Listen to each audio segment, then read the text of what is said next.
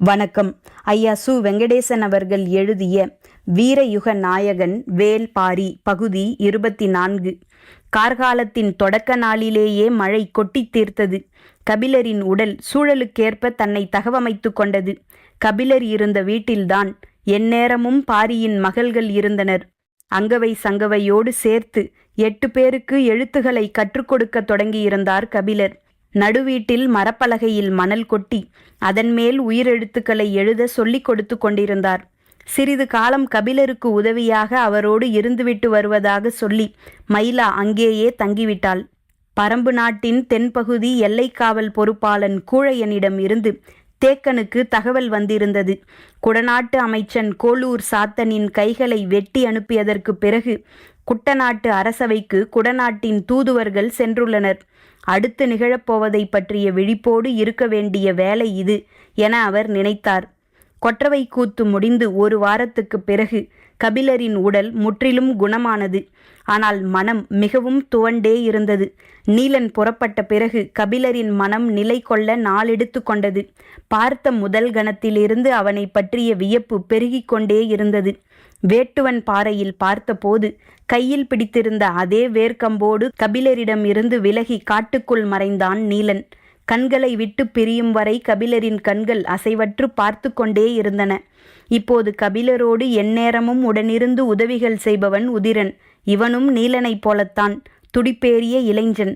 கபிலரின் தேவைகளை மிகுந்த அக்கறையோடு கவனித்து வருபவன். ஒரு பகற்பொழுதில் கபிலரின் வலது காலை தனது தொடையின் மேல் தூக்கி வைத்து கொண்டு விரல் நகங்களை நறுக்கத் தொடங்கினான் உதிரன்.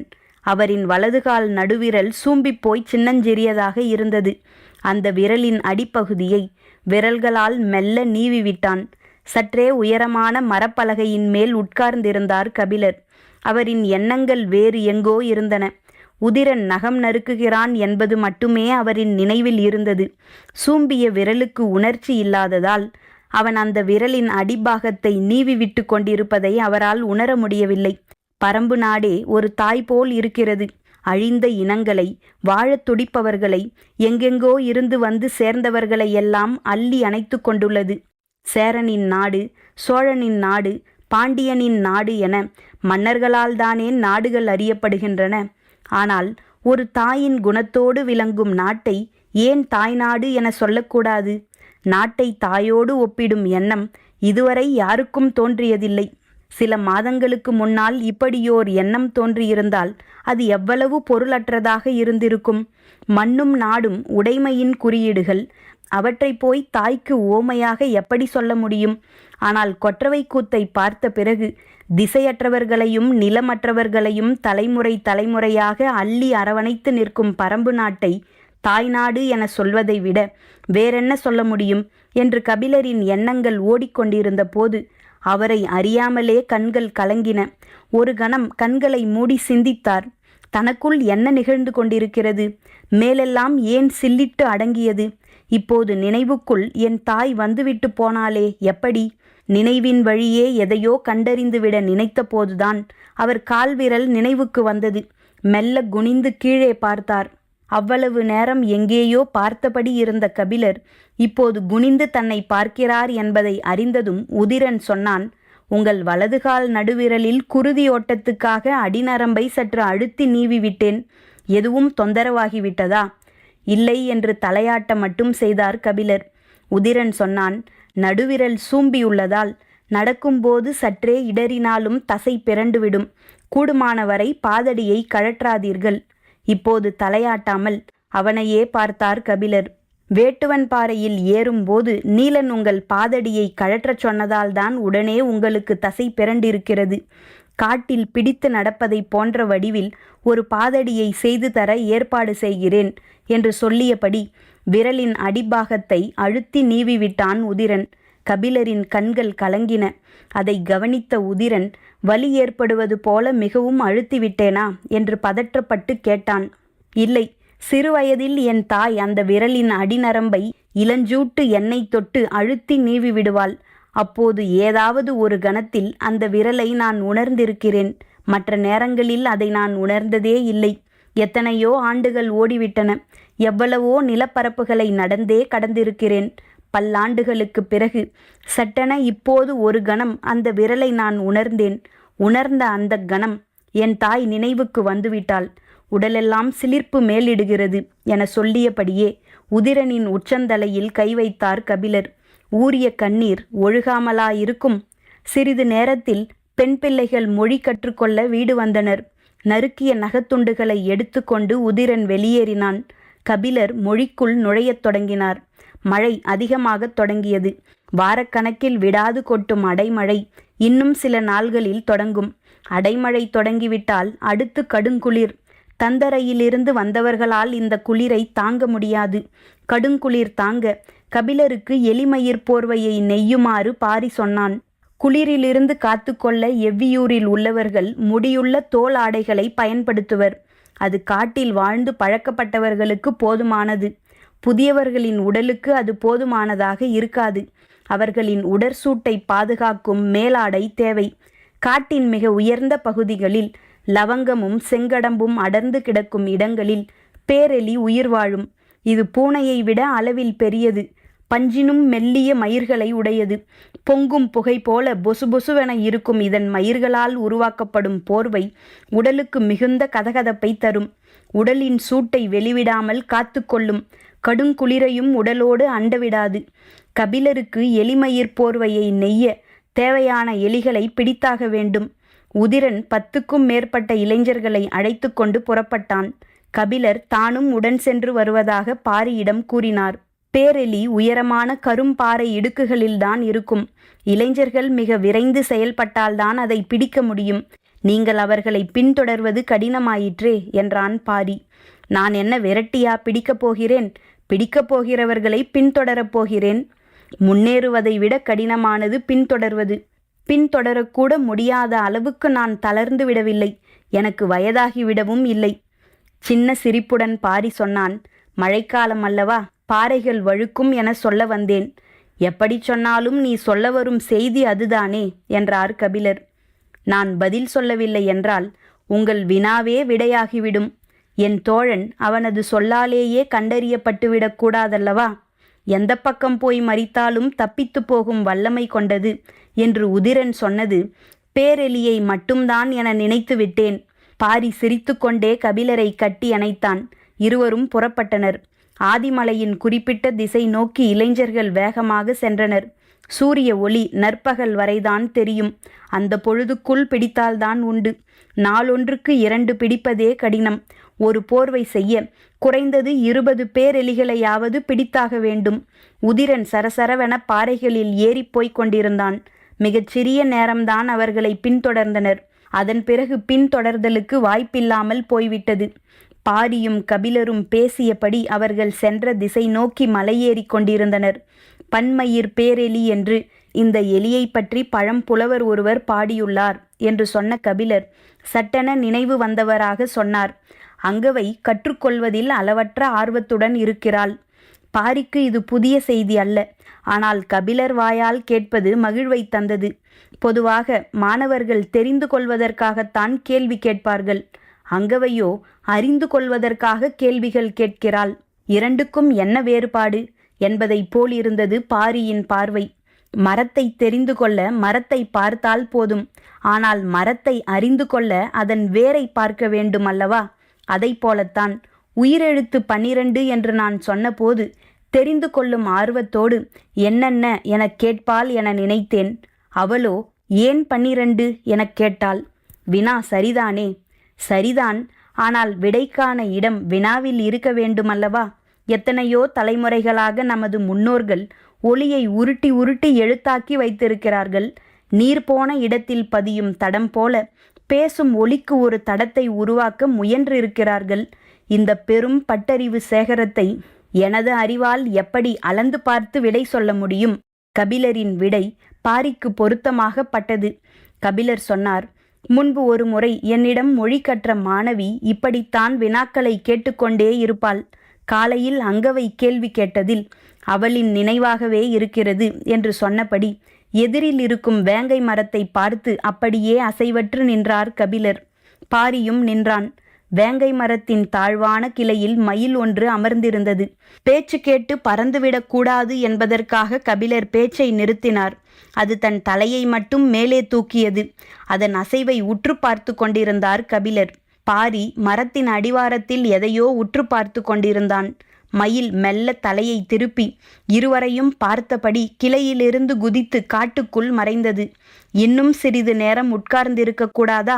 வெறுகு பூனையின் கண்களுக்குள் இருக்குமே நீலமும் பச்சையும் கலந்த கலவை, அதுதானே மயில் தொகையின் கண்களிலும் இருக்கிறது என்றார் கபிலர். பாரி மறுமொழி ஏதுமின்றி மரத்தின் அடிவாரத்தை நோக்கி நடந்தான். கபிலர் அந்த கிளையை நோக்கிச் சென்றார். மயில் கிளையிலிருந்து தாவி மண்ணில் கால் பதித்த இடத்தில் அதன் காலடி படிந்திருந்தது. அதை பார்த்தபடி சொன்னார். மயிலின் காலடியை நொச்சி இலைக்கு உவமை சொல்வர். வெண்ணொச்சி 5 இலைகளை உடையது. மயிலுக்கு முன்பக்கம் 3 விரல்கள் தானே, அதனால் கருநொச்சியைத்தான் உவமை சொல்லி இருக்க வேண்டும். அதற்குத்தான் 3 இலை. கபிலரின் பேச்சுக்கு பாரியிடமிருந்து மறுமொழி ஏதும் இல்லை. நீ என்ன பார்த்து கொண்டிருக்கிறாய் என வினவியபடி பாரியின் அருகில் வந்தார் கபிலர். மரத்தின் பட்டையில் ஒட்டியிருந்த செந்நிற தடத்தை காண்பித்து பாரி சொன்னான். புலி தனது வாயில் இருந்த குருதியை துடைத்துவிட்டு போயிருக்கிறது. கபிலரின் கண்கள் குருதியை உற்று பார்த்தன. புலியின் வாயில் இவ்வளவு குருதி இருந்திருக்குமேயானால் அது யானையைத்தான் வீழ்த்தியிருக்கும். கபிலரின் கண்கள் பாரியை உற்று பார்த்தன. புலி குட்டி போட்டிருக்கும் புதருக்குள் யானை எதிர்பாராமல் நுழைந்ததால் இந்த தாக்குதல் நடந்திருக்கலாம். தடத்தின் வழியே காட்சியை அடுக்கிக் கொண்டே போனான் பாரி. கபிலரின் மனதுக்குள்ளும் சொற்கள் விரிந்து கொண்டே போயின. கிளையில் தோகை விரித்த மயில், அடியில் குருதி துடைத்த புலி. மயிலின் கால்தடம் நொச்சியை சொன்னது. புலியின் வாய்த்தடம் யானையை கொன்றது. குருதியுலரா வேங்கையின் அடியில் தனது இறகு உதிர்க்காமல் சென்றது மயிலே என கபிலரின் மனம் காட்சிகளை சரசரவென தொகுத்து கொண்டிருந்த போது பாரியின் வலது கை ஈட்டியை இறுக பிடித்திருந்தது. ஏனென்றால் குருதியின் ஈரம் காயாமல்தான் இருந்தது. ஒருவேளை அந்த புதர் மிக அருகில் இருக்கலாம். விழா என்றால் அறுவகை தராசும் தரை தட்டும் ஓசை நிற்காமல் கேட்க வேண்டும். அதுவே திருவிழா என்றால் இந்த அறுவகையோடு சேர்ந்து 7 வகை அளவையும் நில்லாமல் நீள வேண்டும். அதனினும் பெருவிழா என்றால் இந்த 2ஓடு சேர்த்து எண்வகை இன்பத்தில் நகரம் திளைக்க வேண்டும். இதுவே விழாக்களுக்கு இலக்கணம் கண்டோர் சொன்ன சொல். மாமதுரையின் வணிகச் சாலையில் குவிந்துள்ள மக்களின் கூட்டம் குறைவதாக இல்லை.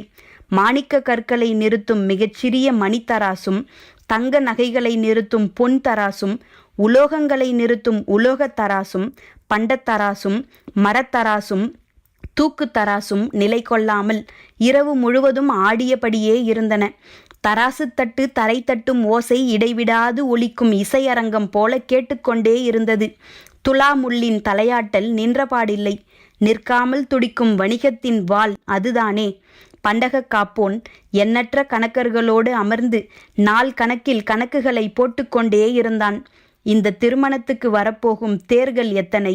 1 குதிரை இழுக்கும் தேர், 2 குதிரைகள் இழுக்கும் தேர், 4 குதிரைகள் இழுக்கும் தேர் என வகைக்கு ஏற்ப பிரித்து கணக்கிட்டனர். குதிரைகள் தவிர பிற விலங்குகளால் இழுத்து வரப்படும் தேருக்கு மணவிழா முடியும் வரை கோட்டைக்குள் அனுமதி இல்லை. அதேபோல சிறிய பல்லக்குகளுக்கும் சிவிகைகளுக்கும் அனுமதி இல்லை. 4 பேர் சுமக்கும் பெரும் பல்லக்குகளுக்கும் 8 பேர் சுமக்கும் மணி பல்லக்குகளுக்கும் யானையின் மேல் பொருத்தப்பட்ட கூண்டு பல்லக்குகளுக்கும் மட்டுமே அனுமதி. தேர்களின் எண்ணிக்கையை உய்த்தறிந்து அதன் அடிப்படையில் தேர் இழுக்கும் விலங்குகளின் எண்ணிக்கை கணக்கிடப்பட்டது.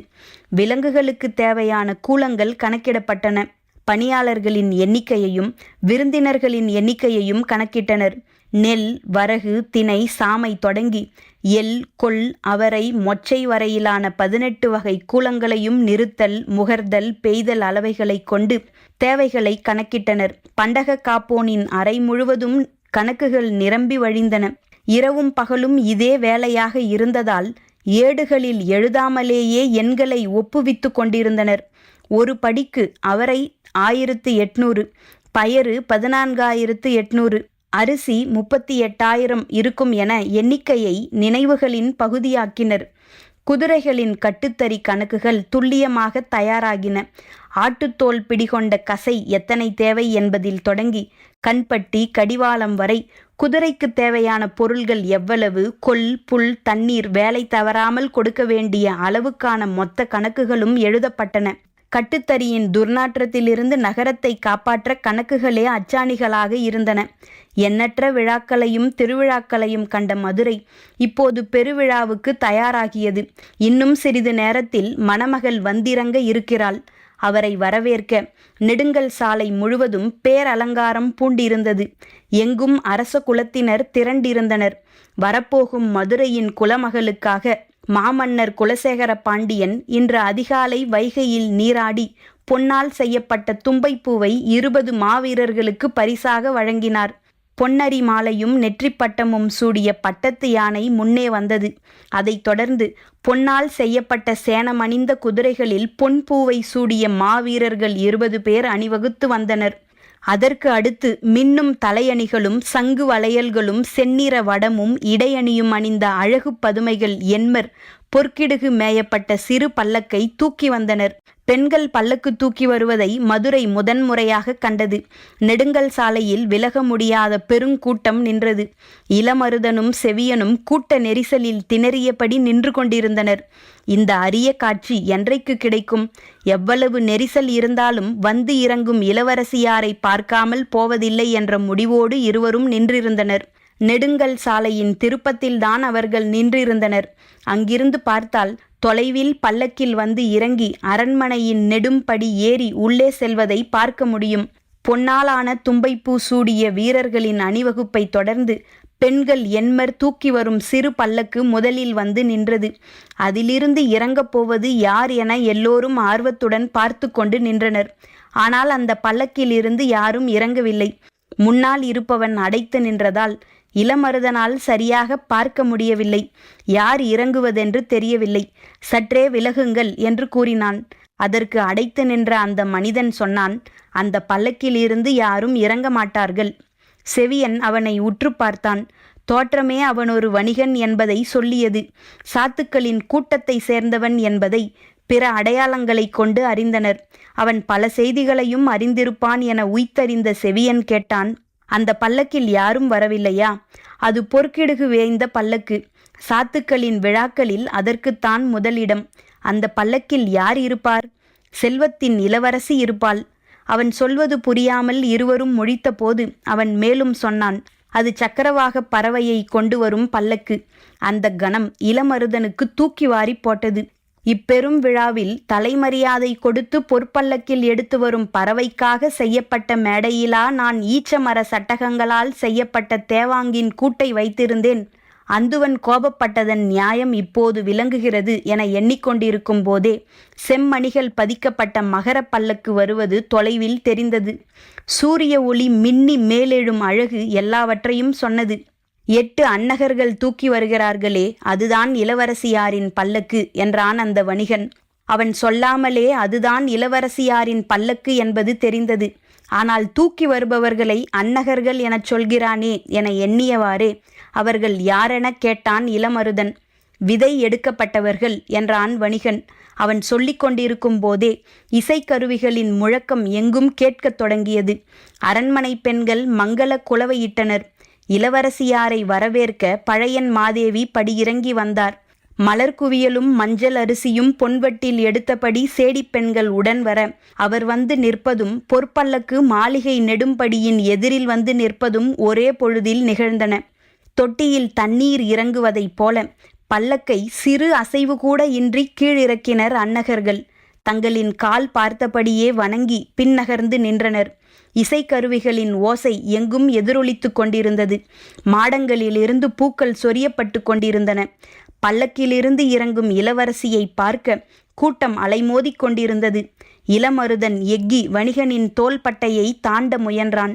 மகர பல்லக்கின் செம்மணிகள் ஒவ்வொன்றை பற்றியும் சொல்லி அவற்றின் நிறப்பெருமையையும் அவை எடுக்கப்பட்ட நிலங்களின் தன்மையையும் அவை தாங்கி வந்துள்ள இளவரசியாரின் சிறப்பையும் இணைத்து இணைத்து சொல்லி மகிழ்ந்தான் வணிகன். அவனுடைய வார்த்தைகளில் வணிகர் குலம் பெருமிதம் பொங்கியது. எல்லோரின் கண்களும் இறக்கப்பட்ட பல்லக்கையே பார்த்து கொண்டிருந்தன. மேளதாளங்களின் ஓசையாலும் தூவப்படும் வண்ண மலர்களாலும் நெடுங்கல் சாலை திணறியது. பழையன் மாதேவி வந்து நின்ற பின்னும் பல்லக்கிலிருந்து யாரும் இறங்கவில்லை. பெருகும் உற்சாகத்துக்கு நடுவே மிகச் சிலரின் கண்கள் தாமதமாகும் அந்த காலத்தை கணித்து கொண்டிருந்தன. பல்லக்கின் உள்ளே இருந்தவள் யோசித்து கொண்டே இருந்தாள். இந்த தயக்கம் எனது வாழ்வின் எல்லா உண்மைகளையும் சொல்லும். கண்மூடி அந்த கணத்தை கடந்தாள். நெஞ்சின் அழுத்தத்தை மூச்சுக்காற்று வெளியேற்றியது. மூடிய கண்களை திறந்தாள். இடக்கை விரல்களால் செம்பட்டு திரைச்சிலையை மெல்ல விலக்கினாள். மதுரையின் மண் அவள் கண்களில் பட்டது. சற்று நேரம் மண்ணை பார்த்து கொண்டிருந்தவள் காலடியை மதுரையில் வைத்தாள். கூட்டத்தின் ஆரவாரமும் இசை முழக்கமும் வாழ்த்துச் சொல்லும் எங்கும் எதிரொலித்து கொண்டிருந்தன. இளமருதன் நின்ற இடத்திலிருந்து நெறிப்படும் கூட்டத்துக்குள் தலை தூக்கி பார்த்தான். தூவப்படும் மலர்களுக்கு இடையில் கண்கொள்ளா பேரழகு நகர்ந்து கொண்டிருந்தது. இளமஞ்சள் வெயிலில் கன நேரத்தில் மறைந்த அவளது வடிவு கண்டு அவனை அறியாமலேயே உலகின் பேரழகி என்று வாய் முணுமுணுத்தது. முன்னால் நின்றிருந்த வணிகனின் காதில் அந்த முணுமுணுப்பு கேட்டது. அவன் சற்றே திரும்பிச் சொன்னான், அந்த அழகையும் விஞ்சும் பேரறிவு கொண்டவள் பொற்சுவை. இளமருதனுக்கு என்ன சொல்வதென்று தெரியாமல் வணிகனை பார்த்தான். அவன் மேலும் சொன்னான், பெரும்புலவர் கபிலரிடம் கல்வி பயின்றவள் அல்லவா? பரம்பின் குரல் ஒலிக்கும்.